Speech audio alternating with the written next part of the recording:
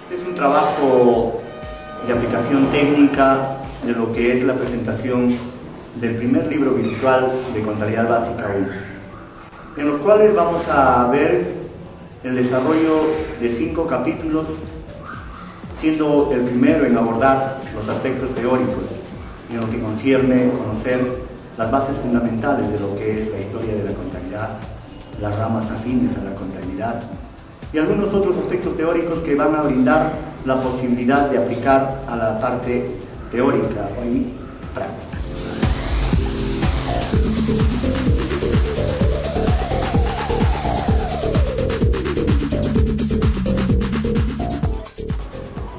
La evolución histórica de la contabilidad se ha determinado a tiempos remotos en las que la contabilidad ha ido atravesando por 3 periodos bien marcados. Dentro de ello, el periodo latente, el periodo que da inicio a la determinación del análisis de la contabilidad, es el periodo empírico. Y nosotros sabemos que el empirismo viene del desconocimiento de medios, de sistemas, de métodos que no teníamos como herramienta o que no tenían como herramienta básica para poder determinar el control de los negocios en las épocas pasadas. El empirismo ha determinado que los comerciantes más antiguos, desde los egipcios, desde los romanos, han determinado vestigios de haber encontrado huellas, de que se encontraban definiciones de control de los negocios. Y esto ha sido determinado y corroborado en los indicios encontrados en grabaciones como en piedras, en rocas, en pergaminos, en papiros. De ahí que se dice que la contabilidad ha ido evolucionando paulatinamente, ya que el comercio se ha ido dispersando, se ha ido determinando en un desarrollo a pasos agigantados. Y es así que atravesamos a un segundo periodo, el cual es la teneduría de libros. En el periodo de la teneduría de libros aparecen los primeros sistemas, los primeros métodos de control de los negocios, ya que los romanos, los egipcios, nos han demostrado que tenían la posibilidad de hacer controles en pergaminos, en papiros, pero ya en este avance del desarrollo de la economía interna de los países se han ido determinando controles más elementales, como por ejemplo ya se conocían lo que eran los ingresos y egresos en la época de la teneduría de libros. La teneduría de libros nos ha demostrado de que básicamente ya tenemos por división las dos partes centrales del cual se manejan los negocios, los ingresos por una parte y los egresos por otra parte. Y es así que, en definición lógica, el periodo de la teneduría de libros nos marca la diferencia frente a lo que es el empirismo. Ya tenemos un sistema, ya tenemos un método, ya tenemos un medio de control. Desde la época en la que nosotros vivimos, básicamente en la época preincaica, la contabilidad ya estaba dando sus pasos elementales de control. Los incas, nuestros pobladores antiguos, ellos determinaban el control en la lectura de los quipus. Y se decía que en la época de los incas, el contador se denominaba el quipu camayo. Transcurre el tiempo a determinación de la teneduría de libros, y en esa determinación, en el año de 1749, el monje italiano Fray Lucas Paciolo pone a disposición del mundo entero lo que es el principio de la partida doble.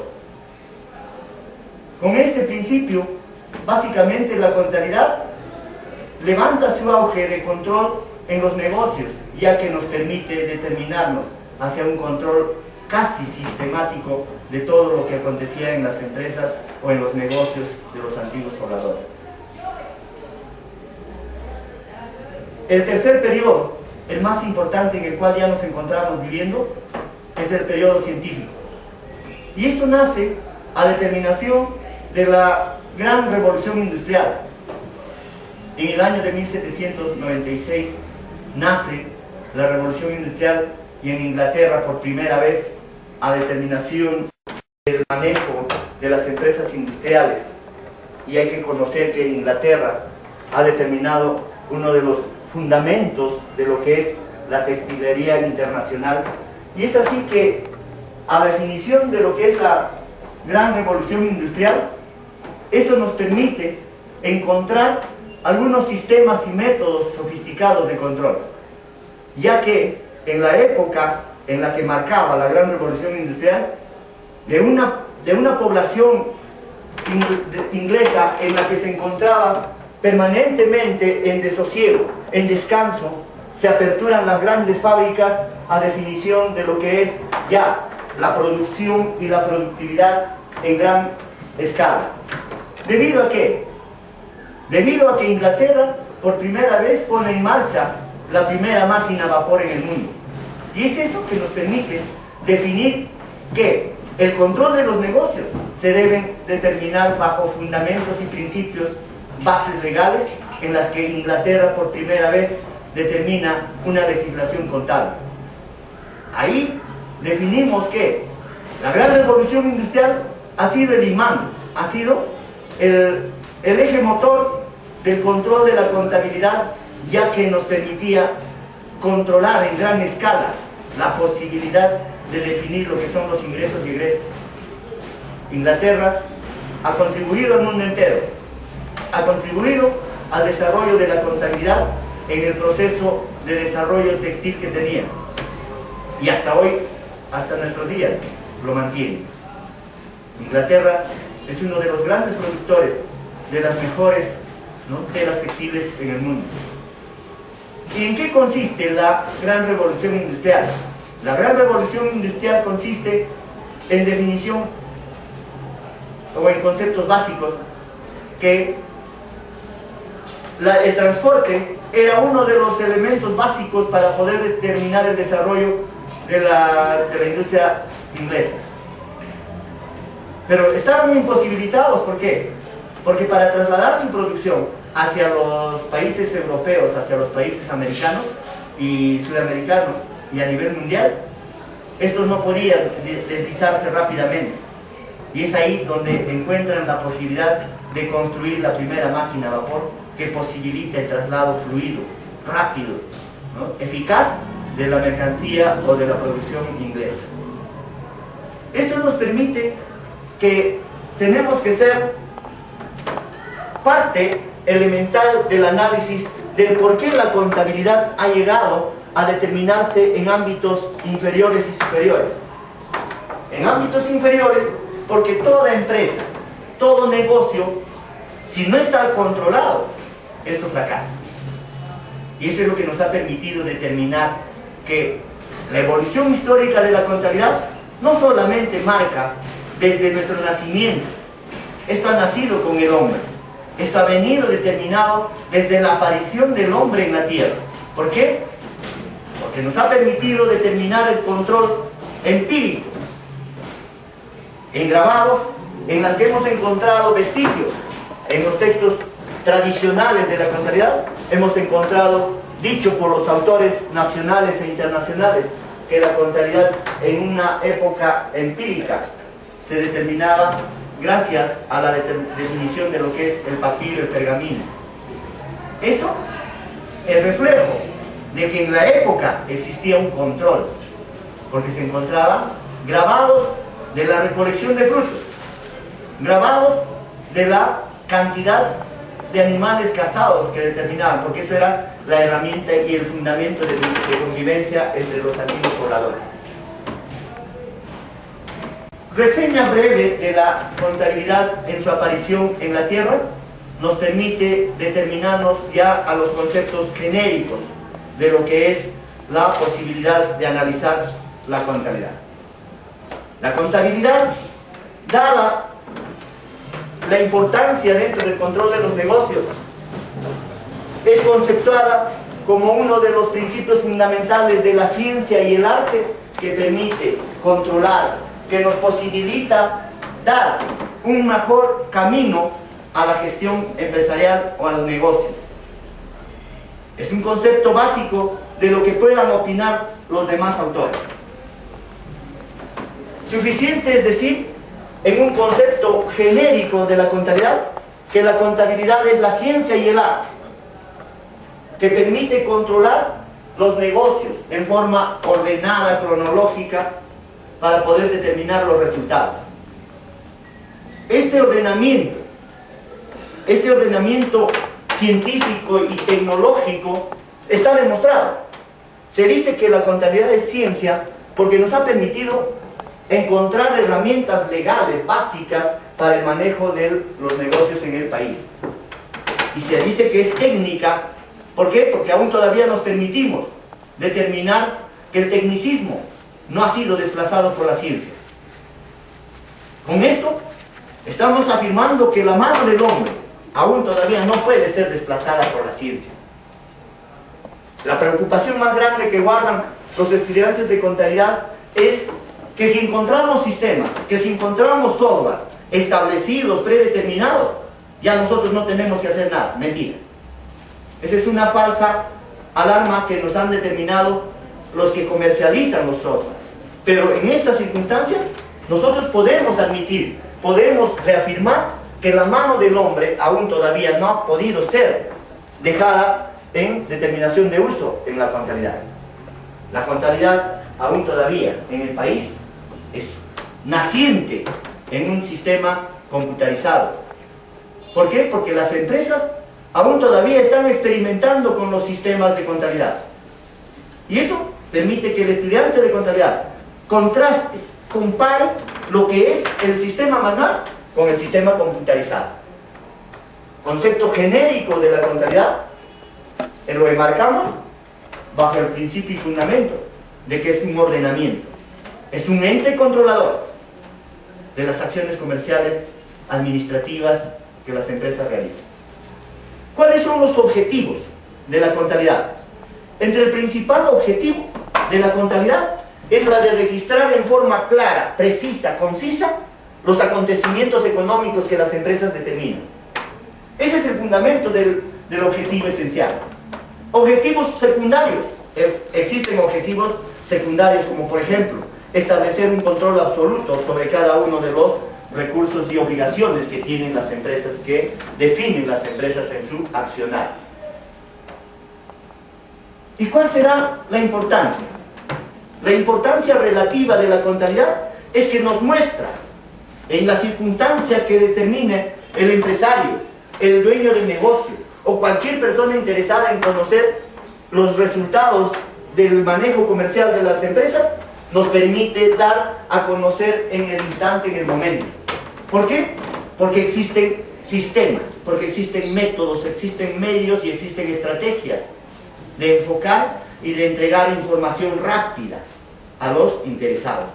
Esa es la importancia relativa. La marcha paralela de los profundos cambios que experimentan los países, porque la contabilidad está enmarcada dentro de la economía interna de los países. Y por qué no decirlo que también está determinada hacia el enfoque micro y macroeconómico. Y eso nos ha definido como una importancia relativa de lo que es la contabilidad. La contabilidad, dentro de las fases clasificatorias, nos ha mostrado probablemente, no todo el contexto, pero nos ha determinado que la contabilidad está clasificada en dos grupos muy definidos. Tenemos a la contabilidad básicamente administrativa, a la cual se conoce como la contabilidad pública o la contabilidad administrativa del sector público, o algunos le llaman la contabilidad gubernamental, y la contabilidad especulativa.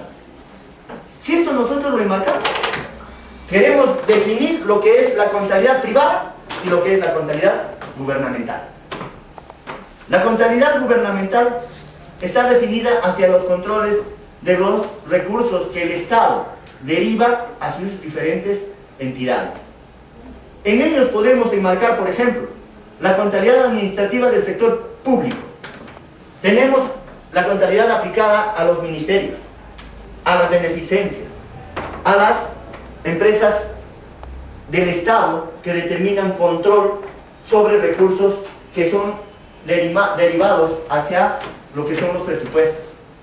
En ellos tenemos, por ejemplo, las municipalidades. En ellos podemos enmarcar, por ejemplo, a los consejos regionales. Hoy que en el Perú se está marcando la gobernación interna regional, se está determinando recursos que van del Estado hacia ellos. Y ese control de esta reversión de fondos hacia las instituciones del Estado están determinadas básicamente en la contabilidad administrativa. Mientras que en el sector privado existen contabilidades administrativas. Están marcadas básicamente a las instituciones sin fines de lucro. Aparentemente, algunas instituciones guardan el criterio de no ser instituciones que buscan servicios o que brindan servicios, sino que dentro de la prestación de servicios están involucrando a lo que es la consecución de lucro, la búsqueda de las utilidades o las ganancias. En ellos, por ejemplo, tenemos a las instituciones deportivas, o sea, los clubes deportivos. Hablando de los clubes deportivos, en el ámbito de lo que es la Liga Mayor. Ahí tenemos, por ejemplo, Universitario, Alianza Lima, o Deportivo Municipal, Cristal, etcétera, y todos los demás, las demás instituciones deportivas.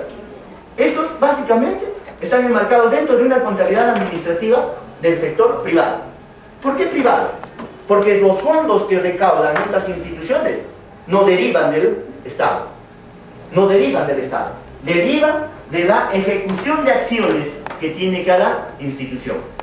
Y esa contabilidad debe ser enmarcada a la contabilidad administrativa del sector privado. Tenemos los clubes sociales, los clubes culturales, por ejemplo, los clubes departamentales. Los clubes departamentales están creados con la determinación de prestar servicios de apoyo sin fines de lucro. Y algunos estarán preguntando, ¿pero de qué fondos viven? ¿O cómo se mantienen? De los recursos de aportación que determinan cada asociado, cada participante. Y ello determina un fondo de financiamiento hacia los objetivos que marcan. Mientras que la contabilidad más marcada y de mayor importancia, que revierte en la formación del técnico contable o del estudiante de contabilidad, está enmarcada en la contabilidad especulativa. El término especulativa viene de la búsqueda de la ganancia, el lucro. Especular, buscar, ¿no? Ello está enmarcado, la contabilidad, dentro de la clasificación en dos ejes. Por su sujeto, o sea, por la función que van a determinar, tenemos, por ejemplo, ¿quiénes lo integran? La contabilidad individual, la contabilidad de sociedades. Son dos grupos definidos en las que la contabilidad va a hacer su aplicación constante, permanente, dentro del sector privado. Las empresas del sector privado son las que mayormente se centran, se crean con la finalidad de encontrar una ganancia o un beneficio o una renta. Y esto ha determinado dos grandes grupos enmarcados en la persona natural y la persona jurídica, en la que a la persona natural normalmente la conocemos como individual y a la persona jurídica a la agrupación de personas naturales. Los capitales que se determinan es materia de otra definición de análisis. En lo que concierne a su objeto, la contabilidad especulativa está determinada en grandes definiciones de ramas de la contabilidad.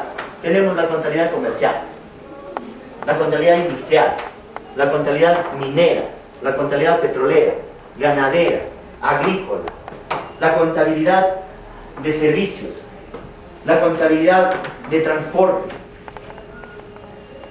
y una contabilidad marcada, la contabilidad espacial.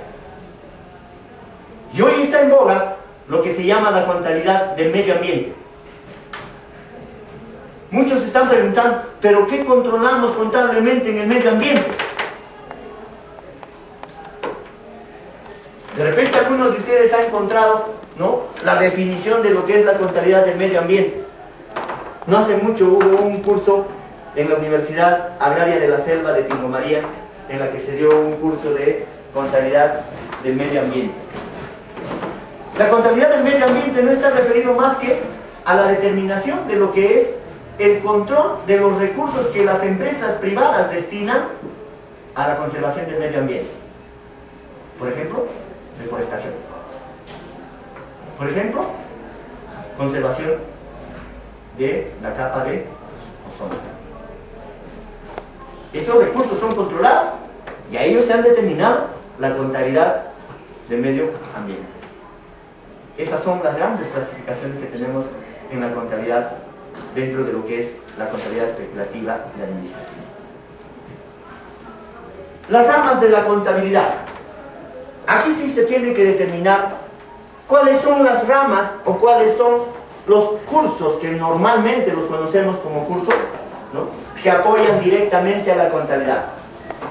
Estas materias, dada el hecho de que guardan importancia de apoyo, ¿por qué? Porque son soporte de la contabilidad, están bien definidas y bien marcadas. La documentación mercantil. ¿En qué sentido o en qué circunstancias la documentación mercantil aporta su participación hacia el desarrollo, hacia la aplicación de la contabilidad? En la que la documentación mercantil nos permite determinar el control, el análisis, la interpretación de los documentos que nacen del acto comercial.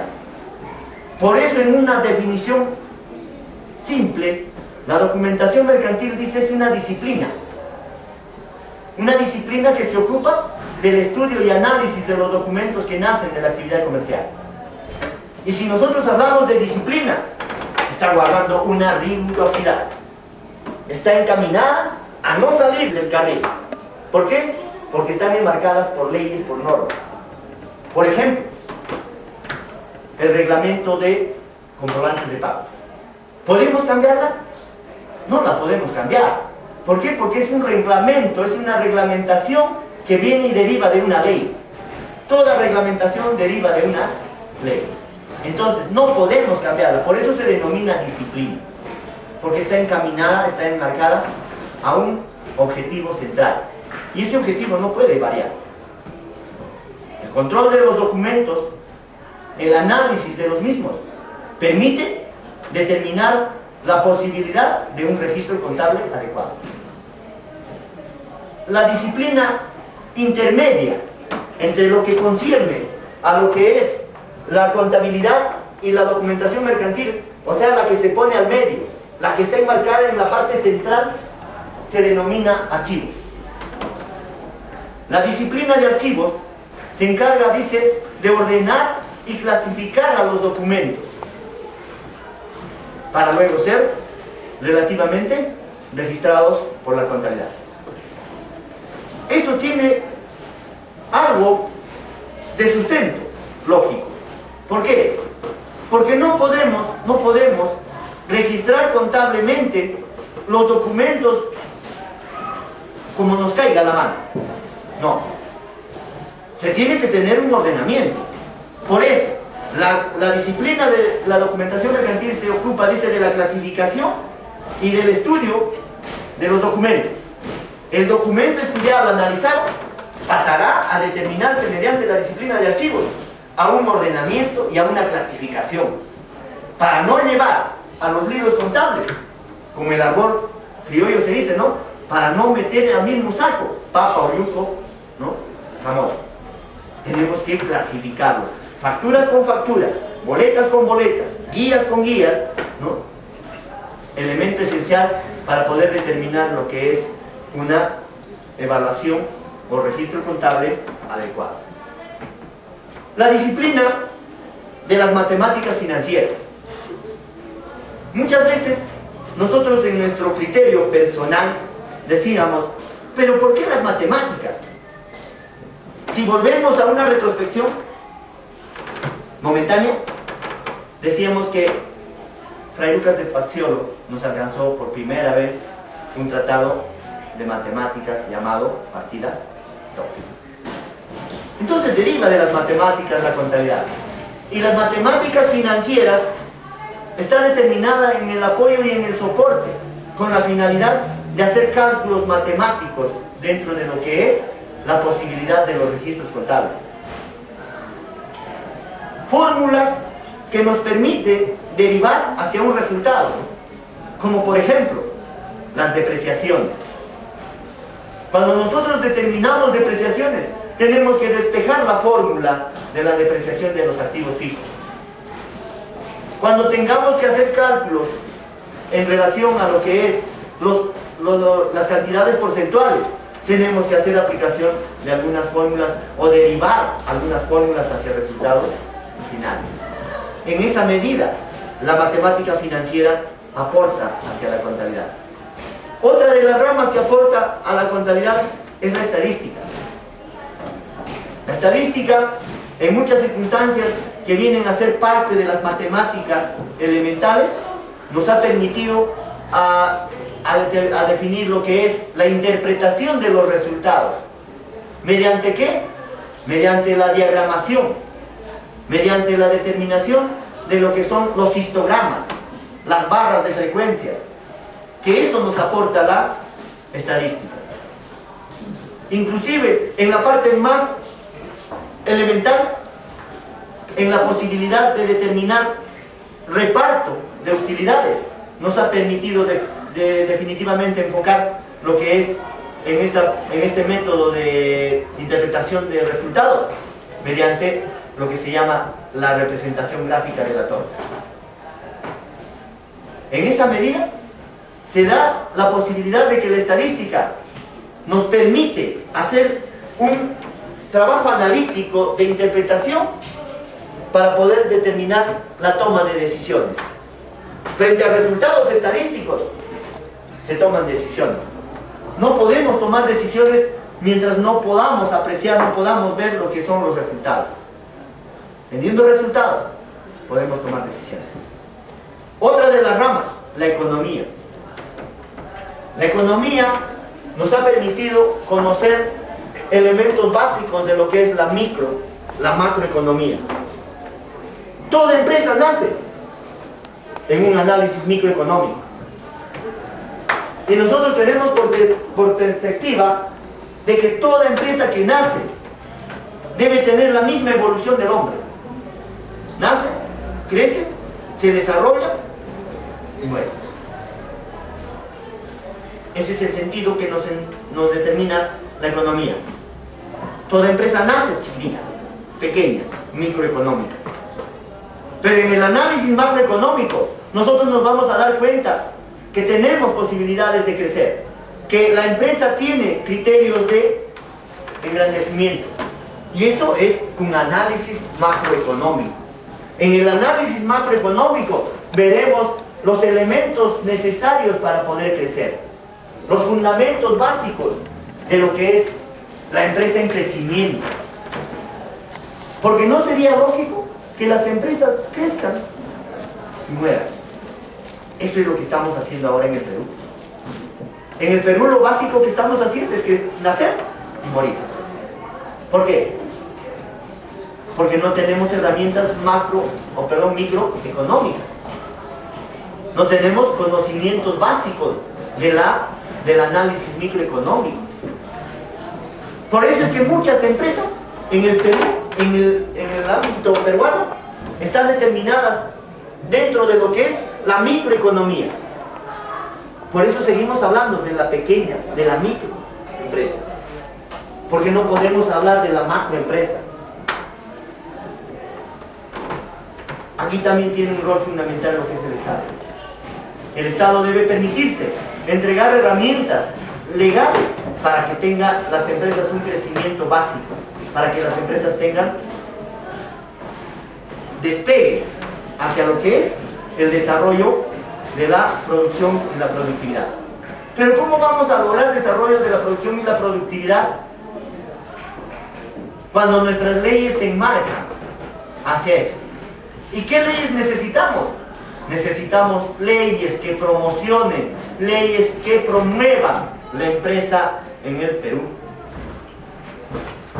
Esas leyes tienen que ser centradas a lo que es básicamente el análisis microeconómico, inicialmente. Y de ahí saltar al análisis macroeconómico. Las materias que relativamente marcan una parte de posesionamiento del Estado son las legislaciones. Dentro de la legislación laboral, por ejemplo, la legislación laboral aporta a la contabilidad, apoya a la contabilidad dentro de lo que es los cálculos de remuneraciones en sus diferentes determinaciones. En el Perú tenemos una infinidad de remuneraciones. Las más conocidas, el sueldo, las gratificaciones, las bonificaciones, lo que son las horas extras, lo que son el trabajo nocturno. Y todos estos están enmarcados en bases legales, en leyes, que no podemos determinarnos hacia otros ámbitos. El criterio del empleador queda al margen de definir lo que es la ley. Y dentro de lo que es la legislación tributaria, sabemos que en el Perú tenemos una legislación tributaria empírica, que aún todavía no está dentro de su fase de desarrollo total. Y es por eso que las empresas básicamente se han visto absorbidas por lo que es el aspecto tributario. Dentro de lo que es el aporte de la legislación tributaria en la contabilidad, nos permite controlar, por ejemplo, los tributos, las contribuciones, lo que son las tasas. Estos tres términos engloba a lo que se llama tributo. Estos tres términos, impuesto, tasa, contribuciones, engloba lo que es el tributo en el Perú. Pero cada uno de ellos tiene su determinación. Los impuestos, las tasas, las contribuciones, en concepto genérico, dice que son contraprestaciones. ¿Por qué se dicen que son contraprestaciones? ¿Por qué se les denomina contraprestaciones a los impuestos, a las tasas, a las contribuciones? Porque lo podemos explicar fácilmente. Doy y recibo. A eso se llama contraprestación. En un momento entrego, luego recibo. Pago mis impuestos y me devuelven lo que he pagado.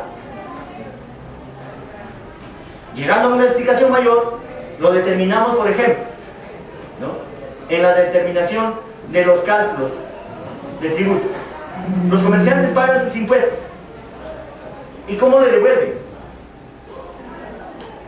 Y estos impuestos son globalizados, no son sectorizados.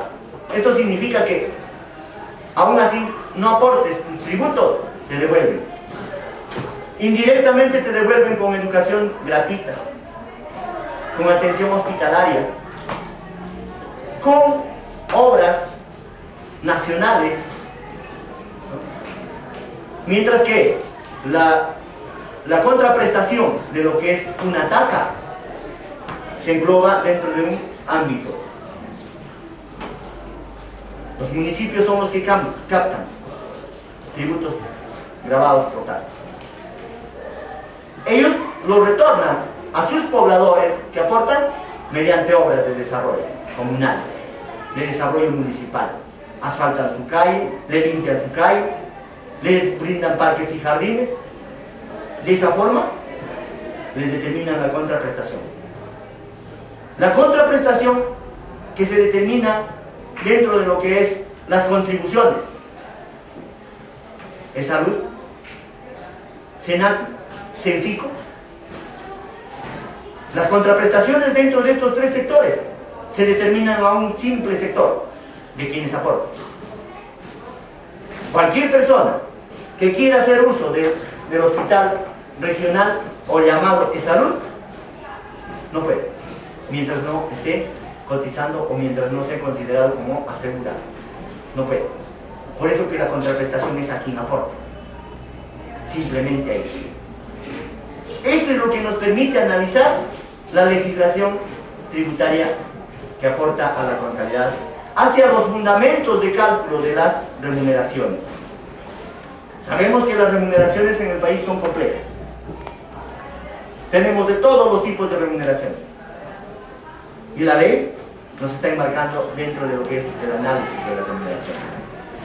Finalmente, una de las ramas que hoy se ha convertido en herramienta esencial para el desarrollo de la contabilidad, la computación.